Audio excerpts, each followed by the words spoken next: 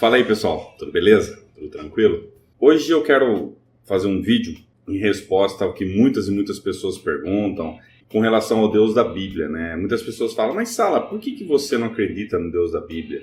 Há inúmeras passagens que falam do amor de Deus, etc, Todos nós sabemos que os cristãos, tanto os católicos, evangélicos, espíritas, todos os segmentos, né, do cristianismo, eles estão fundamentados na Bíblia. Independente de ser a Bíblia católica ou a Bíblia protestante, né, que tem menos livros, indiferente disso, todas elas seguem e se baseiam nas Santas Escrituras, né? Então, por mais que a maioria dos cristãos não sigam a Bíblia em sua totalidade, todos os cristãos têm em comum, pelo menos isso, né, em comum acordo, a crença de que a Bíblia é a palavra de Deus e que ali está descrito, né, a vontade e os desejos divinos. Mas então, Sala, como é que você vai provar que Deus não existe usando a própria Bíblia? Isso é meio maluco, né? Afinal de contas, é a Bíblia que conta da existência e das grandes maravilhas de Deus. Pois bem, o que muitas pessoas não se atentam é o fato de que a própria Bíblia ela é muito, mas muito contraditória. E hoje eu vou demonstrar para vocês como que esse Deus que as pessoas tanto acreditam, que as pessoas tanto idolatram, ele não passa de uma pura lenda, de uma ficção, de uma mentira. Eu quero lembrar a todos que as referências que eu vou fazer nesse vídeo, as imagens, são baseadas no site bibliaonline.com.br. Então qualquer pessoa que tiver um mínimo de vontade de pesquisar pode entrar lá, é gratuito. Lá tem todas as passagens. E eu espero que antes de você criticar esse vídeo, antes de você sair me ofendendo, que é a coisa mais comum que tem, né? A pessoa não tem argumento, começa a ofender a minha pessoa, né? Eu espero que você assista todo o vídeo e analise essas passagens. Eu acredito que esse vídeo vai ficar longo, mas eu não estou preocupado com isso. Se você quer vídeo curto, quer uma coisa mais dinâmica, eu aconselho você procurar outros vídeos. Esse vídeo vai ser um pouco extenso, não tem nem como não ser. Uma ideia comum no meio cristão, né? Todos aqueles que acreditam na existência do Deus bíblico, é que Deus tem as suas características. E quais são essas características? Bom, vocês estão vendo aí, ó. Deus ele é onisciente, ou seja, ele detém a sabedoria absoluta. Não existe nenhuma surpresa para Deus. Deus ele é onipotente, a Bíblia também refere a ele como todo-poderoso, ou seja, ele detém o poder de todas as coisas. Não existe nada que ele não consiga fazer. Aí tem as referências, ó, Malaquias 3:6 e Tiago 1:17, dizendo que Deus é imutável, né, que nele não há sombra de mudança, etc. E também a outra referência que, essa passagem também eu já ouvi muito, né? Deus não é homem para que minta, nem que se arrependa, etc. e tal. Então, para que Deus exista, né? Para que ele seja Deus, essas são algumas das características que eu acho extremamente importante e que constituem, né, a ideia de Deus. Deus precisa ter essas características. Se você procurar em sites cristãos, tem um monte falando a respeito disso. Tem também a onipresença e tal. Todos falam isso. A maioria, pelo menos que eu pesquisei, não vou pôr aqui, que eu também achei desnecessário, até porque isso é comum, né, no meio cristão, eles pregarem, né, esses atributos de Deus. Qualquer falha nessa característica, qualquer ausência, ou seja, né, se você tirar uma dessas características, logo ele não vai ser Deus. Mas por que, Sala? Bom, é simples, ó, acompanha comigo. Se Deus não é onisciente e não sabe de tudo, então ele não é Deus. Ele é ou um extraterrestre, ou ele é um homem, ou é um ser muito inteligente, mas não chega a ser uma divindade, porque ele não tem todo o conhecimento. Se ele não tem todo o conhecimento, ele tem as suas limitações. Logo, ele não é Deus. Se ele não é onipotente, não tem todo o poder, então significa que o poder dele tem um limite. Significa que algo maior, qualquer coisa pode subjugá-lo, porque ele não tem todo o poder. Ele tem poder, mas não todo. Então o poder dele tem um limite. Deus tem que ser imutável, porque se ele muda, se ele fica mudando, ele fala uma coisa, faz outra, se ele age, isso significa que ele não é perfeito, que ele não sabe do futuro, que ele não tem o conhecimento. Se ele já sabe do futuro, se ele é perfeito, todas as atitudes dele não têm necessidade de mudar. Afinal de contas, ele detém a sabedoria absoluta. Se ele detém a sabedoria absoluta, todas as atitudes dele não faz sentido ele ficar refazendo, né? Isso é coisa de homem. Quem faz isso somos nós. Você toma uma atitude, errou, putz, fiz caca aqui, errei, bom, volta, faço de novo. Isso é coisa de homem. E óbvio, né? Deus, para ser Deus, não pode ser homem, senão ele é homem, né? No meu ponto de vista, eu acredito que sejam essas as características relevantes, né? Se para ser Deus você precisa dessas características, e você acredita na Bíblia, você acha que o Deus bíblico realmente é esse Deus, tem essas características, nós temos um sério problema. Mas por quê? Vamos deixar de blá blá blá e vamos começar aqui, ó. Em primeiro lugar, Deus não sabe o futuro. Ô louco, Saulo, você está viajando na maionese. Como que Deus não sabe o futuro? Deus é onisciente, ele detém a sabedoria absoluta. Ele é o Mr. Ultra Mega Foda. Pois bem, então vamos lá. Acompanhe comigo aí, ó. Gênesis capítulo 22, o primeiro versículo. Olha o que está escrito, ó. Vocês estão vendo aí, ó. Depois disso, experimentou Deus Abraão e disse-lhe, Abraão, bababá, bababá. Peraí. Experimentou Deus Abraão? Bom, nós temos outra versão aqui também, ó. Essa que vocês estão vendo é da Sociedade Bíblica. Eu já tirei um print da outra, da Católica, ó. Depois disso, Deus provou Abraão. Deus não é onisciente? Como é que ele prova as pessoas? Aí, a versão NVI, que na minha opinião é a pior tradução, né? Mas mesmo assim, ainda eles colocam, Deus pôs Abraão à prova. Essa aqui é aquela passagem que Deus põe Abraão à prova para sacrificar Isaac, né? Uma passagem muito conhecida. Olha que absurdo. Se Deus realmente sabe do futuro, se ele é onisciente, tem toda a sabedoria, por que cargas d'água ele vai provar Abraão? Por que ele vai experimentar Abraão? Por que ele vai testar Abraão para ver se realmente ele vai sacrificar o filho ou não? Isso não faz sentido. Ah, Sala, mas o provou aí quer dizer outra coisa. O provou quer dizer, sei lá, quer dizer... sentiu o aroma, sei lá, aí você tem que ter uma criatividade. Tudo bem, vamos supor que não seja, aí Deus provou Abraão. Vamos trocar, Deus comeu batata Ruffles, beleza. Vamos pensar assim, troca por qualquer besteira aí. E aconteceu depois dessas coisas, que provou Deus a batata Ruffles de Abraão, e disse-lhes, Abraão, e ele disse, eis-me aqui, seu comilão. O contexto da história é que Deus pede para Abraão sacrificar o filho dele. Para quê? Para chegar no final, olha só, em Gênesis 22, 12, olha o que acontece. Aí diz, né, no versículo 11, diz que um anjo do Senhor bradou-lhe dos céus. Aí tem aí o versículo 12, que eu deixei sublinhado, ó.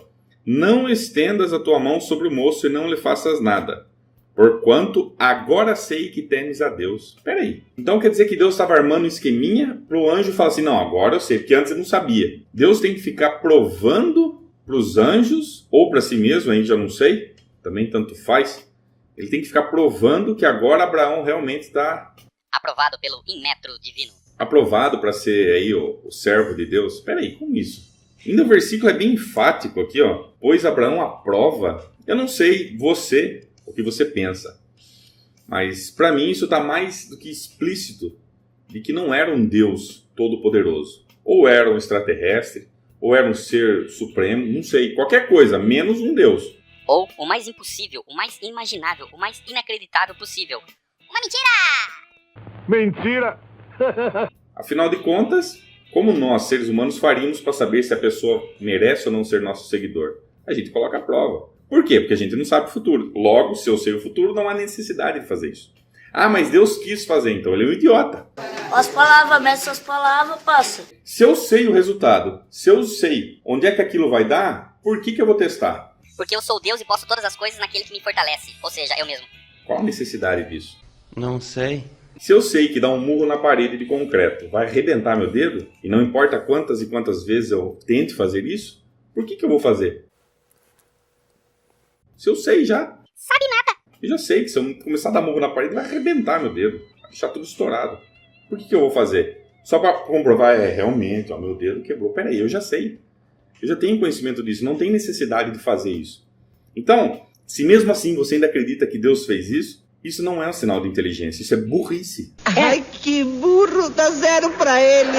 Se você adota procedimentos nos quais você já tem 100% de certeza do resultado, não há necessidade de você fazer. Não tem porquê. Você já sabe, não precisa fazer. Experimentos, provas, testes são feitos porque você não sabe o resultado. Então, quando Deus colocou Abraão à prova, ele não sabia o que ia dar. É isso que o texto aponta. Eu acho que não. Ou eu tô ficando maluco, então, não sei. Deus tá certo, pronto, acabou? Eu tô ficando louco, então. Eu quis até colocar em várias versões, como eu mostrei para vocês aí, que todas falam a mesma coisa. Deus provou, Deus provou. Enfim, uma outra passagem que mostra que Deus não sabia do futuro está em Gênesis, capítulo 8, o versículo 21 diz assim, ó. Sentiu Jeová o suave cheiro e disse no seu coração, não tornarei mais a amaldiçoar a terra por causa do homem, Pois a imaginação do coração do homem é má desde a meninice. Nem tornarei mais a ferir todo vivente como acabo de fazer. Aí vamos pegar aqui outra versão. Não tornarei mais a amaldiçoar a terra por causa do homem, porque a imaginação do coração do homem é má desde a sua meninice. Deus, se você ler o contexto ali, as passagens, Gênesis 7, 6, contando de Noé, ele matou todo mundo porque achou que ia ter um resultado. Aí ele chegou à brilhante conclusão que a maldade do ser humano, que o coração do homem é mau desde o nascimento. Ué, ele já não sabia disso? Precisou matar um monte de gente para descobrir, realmente a imaginação do homem é má, né? O homem é mau desde sua nascença, né? O problema é que os caminhos de Deus são um mistério. Eu não sei para você, mas para mim isso é uma prova mais do que clara e evidente que Deus não sabia porra nenhuma. Sabia? Sim! Ele não deveria saber que, desde que ele criou o homem, afinal de contas, ele não é o todo-poderoso, ele não detém toda a sabedoria? Por que ele teve que matar aquele monte de gente para depois chegar na conclusão e falar, não vou mais matar os caras? Porque realmente o homem é mau e não resolve, não adiantou nada. Isso para mim é mais uma prova que ele não sabia o futuro. Ele não sabia o que ia acontecer. Ele descobriu, ele falou, putz, arrebentei com tudo aqui, sobrou só esses caras que sobrou Noé, o pessoal aí que gosta de mim, mas mesmo assim eles são um bando de Zé Ruela. Não adianta. Eles são maus, mesmo assim eles são maus, então não adiantou nada. Putz, foi mal.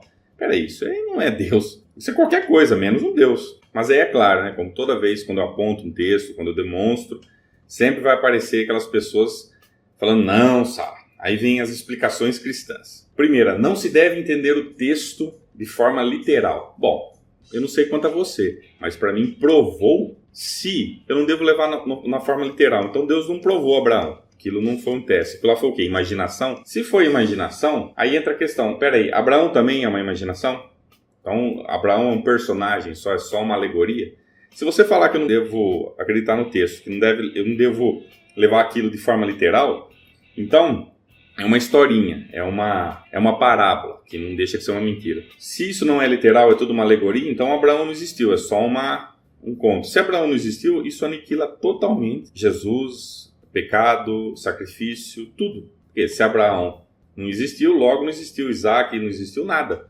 Aí você pega a genealogia de Jesus, Abraão não existiu, é tudo uma mentira, então Jesus também não existiu. Por outro lado, você fala assim, não, Abraão existiu, mas a história não foi bem assim. Como que não foi bem assim? Como? Me explique isso. Aí outra explicação cristã, você não tem conhecimentos, faculdade de teologia, você não tem Espírito Santo, etc, etc. E nem precisa, o texto é claro, provou Deus Abraão. E Deus experimentou Abraão. Você precisa de faculdade de teologia para entender o que isso significa? Ah, mas você precisa ver o contexto. Olha o contexto lá. Abraão não conseguia ter filho, aí pediu para Deus. Deus dá o filho. Quando Deus dá o filho, ele experimenta Abraão. Fala assim, vamos ver se você realmente ama o filho ou ama eu. É fácil. Ou me ama, né? No caso de Deus.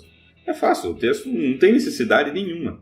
É que essas pessoas criam entraves só para que você fique com medo. Ai, não é bem assim. Claro que é, está escrito. O texto é claro. Tá lá. Uma outra coisa também que os cristãos falam, a palavra no original tem outro significado. Bom, se a palavra tem outro significado, quem traduziu errado. Quem traduziu errado está induzindo as pessoas ao erro. E se está induzindo as pessoas ao erro, isso significa que Deus é imperfeito. Deus não cuidou disso. Deus permitiu existir várias línguas, português, inglês, javanês, turco, alemão, para que isso confunda a própria palavra dele. Quer dizer, isso mostra que ele não é perfeito, que ele não conhecia o futuro. Afinal de contas, se ele permitiu que o texto chegasse até nós em português, e esse texto induz as pessoas ao erro, então ele é imperfeito. Ou ele logo não existe. É puramente humano, é o que é mais provável. Aí tem o último, né? A explicação cristã é que o importante é a mensagem, né? Vamos analisar a mensagem. O importante é a mensagem. Que mensagem? Sacrificar filho para Deus é uma coisa boa? É essa a mensagem? Que nós devemos fazer isso? É essa a mensagem? Saiba que hoje em dia, não faz muito tempo, um indivíduo achou que Deus falou com ele, pediu para ele sacrificar, ele foi lá e fez exatamente isso. Ele sacrificou o filho e a mãe. Eu vou colocar aqui, eu vou estar colocando aqui a notícia. Foi isso que ele fez. Ele foi lá, acreditou que Deus estava falando com ele, fez igualzinho a Abraão. É o Abraão de hoje em dia, né? Dos dias de hoje. A diferença é que não teve nenhum anjo para proteger os inocentes, né? Você acha que isso é legal? É essa a mensagem que você quer passar? Ah, mas tem uma mensagem. Que mensagem, cara? Que mensagem? Deus está pedindo para fazer sacrifício humano. Você vai falar que isso é uma mensagem? Isso é um lixo. Isso aí não tem nada que preste. Essa é a verdade que vocês não querem aceitar. Não tem nada que preste nesse texto. Continuando, um outro elemento que a Bíblia aponta claramente é o seguinte. Deus se arrepende. Ah, nossa, aí você já está de sacanagem. Deus sabe o futuro. Deus é perfeito. Como é que Deus vai fazer uma coisa e vai se arrepender? Pois bem. Pega a sua Bíblia aí, ou abra a Bíblia online e acompanhe comigo. Ó. Amós capítulo 7, versículo 6. E o Senhor se arrependeu disso. Nem isso acontecerá, disse o Senhor Deus. Outra passagem. Gênesis capítulo 6, versículo 7. E disse o Senhor, destruirei o homem que criei de sobre a face da terra, desde o homem até o animal, até o réptil, e até as aves dos céus, porque me arrependo de os haver feito. Aí outra versão, a versão da Sociedade Bíblica Britânica, né? Porque me arrependo de os haver feito. Está aí na tela, vocês estão vendo aí. Ah, Sala, você está manipulando as imagens. Tô. Entra lá no bibliaonline.com.br, pode entrar. Vai ver se eu estou manipulando. Gênesis também, de novo, né? Outra versão, a versão NVI. Arrependo-me de havê-los feito. Todas as versões apontam para a mesma coisa. Êxodo 32, versículo... Nossa, aqui tá ruim de enxergar. Versículo 14. Então o Senhor arrependeu-se do mal que dissera que havia de fazer no seu povo. Tá. Ai, Sala, esse arrependeu não quer dizer isso. Não é arrepender igual nós arrepender, mas outra coisa. Eu andei vendo nos sites o pessoal falando assim, não, esse arrependeu significa que Deus ficou triste. Piorou! Antes ele se arrependeu de ficar triste. Mas peraí, se ele já sabe o futuro, se ele sabe o que vai acontecer, por que cargas d'água ele vai ficar triste? Tristeza, felicidade são elementos humanos. E outra... A tristeza e a felicidade está associada ao não saber o futuro. Se eu já sei, não faz sentido ficar triste. E outra, eu detenho todo o poder. Como que Deus fica triste? Significa que Deus pode ser surpreendido? É isso que você está querendo me dizer? Significa que ele não sabe o que vai acontecer no futuro. Dependendo do que eu fizer aqui, ele vai ficar feliz. Se ele fica triste, por que ele não fica feliz? Quer dizer, então, que Deus tem sentimentos humanos. Se ele se entristece, isso significa que ele não é Deus porcaria nenhuma. Deus não pode ter sentimentos. Ele é perfeito. Deus conhece tudo. Então não faz sentido ele ter sentimentos. Isso é coisa de humanos. Quem fica triste, chateado, somos nós. Seres limitados, seres que nós não temos conhecimento do cosmos, somos cheios de erros, nós não sabemos muitas coisas. Então, por isso que nós ficamos tristes. Tanto é verdade que se você pegar uma criança e pegar um adulto, muitas das coisas que deixavam você triste quando é criança, depois que você amadurece, você não dá tanta bola. Por quê? Porque você evoluiu, você abriu a sua consciência. Então, claro que não é tudo, né? Tem coisas que ainda continuam entristecendo a gente. Aí entra outra questão. Por que traduzir como arrepender? Por quê? Se o texto queria dizer entristecer, por que colocar arrepender? Talvez porque seja realmente arrepender a palavra, né? Será que você não pensou nisso? E mesmo que não fosse, como eu disse, mesmo que não fosse, não ia mudar nada. Aqui deixa claro, que Deus se arrependeu do mal que dissera. Quer dizer, peraí, Deus fala algo, pronuncia, e ele se arrepende do que ele falou? Peraí. Se ele conhece o futuro, como é que ele vai falar algo e se arrepender lá na frente? Isso quem faz somos nós, humanos, homens fazem isso. Fala uma coisa e depois fala, puta, o que eu fui falar, caralho? Nós que fazemos isso. Agora Deus está agindo da mesma forma? Peraí, tem uma coisa errada aí, você não acha? São seus olhos, pequeno gafanhoto. Lembrando que a Bíblia diz bem claro que Deus não é homem. Será mesmo? Com esse tipo de atitude, será mesmo que Deus não é homem? Sei não, viu? Tenho minhas dúvidas. Uma outra coisa que eu acho absurdo, que está na Bíblia, Deus, ele é injusto, ele coloca a culpa dos pais nos filhos. Se você olhar lá em Êxodo, capítulo 20, no versículo 3, aqui está falando dos mandamentos, né? E aqui está dizendo, né? Não te encurvarás a elas, blá, blá, blá, falando das imagens. Sou Deus zeloso que visito a iniquidade, o pecado, a transgressão, aquilo que não me agrada, dos pais nos filhos, até a terceira e quarta geração daqueles que me odeiam. Peraí, aqui Deus está deixando bem claro que se os pais fizerem merda, vamos supor, né, no caso, no contexto bíblico, os pais adorarem outros deuses, quem vai pagar a culpa são os filhos, que não tem nada a ver com a cagada dos pais. É isso que o texto está apontando. Você acha isso justo? Imagine nós aplicarmos esse sistema hoje. Vamos pegar uma pessoa conhecida, a Suzane Richthofen. Ela está presa, matou os pais, armou tudo aquilo lá. Aí ela tem uma filha. Essa filha também vai ser presa. Essa filha também merece ficar em cárcere, porque, afinal de contas, a mãe matou os pais, então os filhos também. E as filhas dela também. Peraí, isso não faz sentido, isso não é justo. Isso não faz sentido algum. Deus punir os filhos pelas cagadas dos pais. Os filhos não têm nada a ver com isso. Um outro fator que os cristãos gostam de falar é a questão do livre-arbítrio. Não, Deus deu livre-arbítrio para você escolher entre bem e mal, blá blá blá blá. Tá, esse mesmo livre-arbítrio que supostamente Deus deu, né? Que na verdade não deu porcaria nenhuma, ele não respeita o livre-arbítrio. Você vê, por exemplo, em Êxodo capítulo 7, nos versículos 3. Aqui, ó, versículo 3. Eu, porém, endurecerei o coração de Faraó e multiplicarei na terra do Egito os meus sinais e minhas maravilhas. Se você pegar ali o contexto, né, da história de Êxodo, né, falando lá daquela briguinha de Moisés e o Faraó, quem está segurando a peteca para ferrar os egípcios é o próprio Deus. As passagens reenfatizam isso. Endurecerei o coração do Faraó. Peraí, se Deus não endurecesse o coração do Faraó, o que teria acontecido? O Faraó simplesmente falou assim, meu chapa, pega suas coisas e some daqui. Já, pra mim tá bom já, Vixe, já tá ótimo aqui. Só essa praga do Rio Vermelho deixa quieto, realmente Deus tá com você. Um abraço, menino, pega tudo aí e cai fora. Era o que iria acontecer. Claro, né, levando em consideração como se isso fosse verdade. Enfim, isso não vem ao caso agora. Você percebe nitidamente que Deus está influenciando, Deus está manipulando a vontade do Faraó. E o livre-arbítrio, como é que fica aí? Aí fudeu, né? Sala, mas isso é um caso isolado, isso não é bem assim. Foi só nessa circunstância aí, né? Não. Se você lê o livro de Jonas, o que acontece com Jonas? Jonas capítulo 1. E veio a palavra do Senhor a Jonas, blá blá blá blá blá. Deus falando para Jonas aí, ó. Levanta-te, vai à grande cidade de Nínive, Deus dando uma ordenança, ó, faz isso, faz aquilo. Porém, Jonas se levantou para fugir da presença do Senhor. O que o texto está mostrando? Não, você precisa ter estudos teológicos intergalácticos para entender. Não é simples. Veio a palavra de Deus a Jonas, né? O Jonas disse, né? Levanta-te e vai à grande cidade de Nínive. Foi o que Deus falou. O que Jonas fez? Levantou para fugir da presença do Senhor. Deus está falando para ele fazer uma coisa, ele está caindo fora. O que Deus faz? Respeita o livre-arbítrio de Jonas, fala, não, realmente ele não está afim, né? É a escolha dele. Afinal de contas, eu dei o livre-arbítrio para os seres humanos. Vou ter que procurar outro para seguir a minha vontade. Não. Deus ferra com Jonas.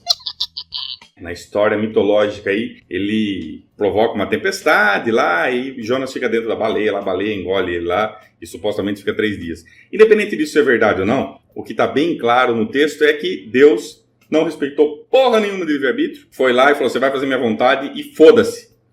Sala, você não pode falar assim. É só ler. Tá lá no texto. O importante é que Jesus te ama. É só olhar aí, ó, o versículo 4, ó. Mas o Senhor mandou ao mar um grande vento. Mas peraí, por que Deus está manipulando o vento? Porque ele quer exercer a força dele, ele quer exercer a vontade dele mediante um ser humano. Ele está cagando e andando com a opinião. Então, se Deus manipula o livre-arbítrio, então esquece, meu.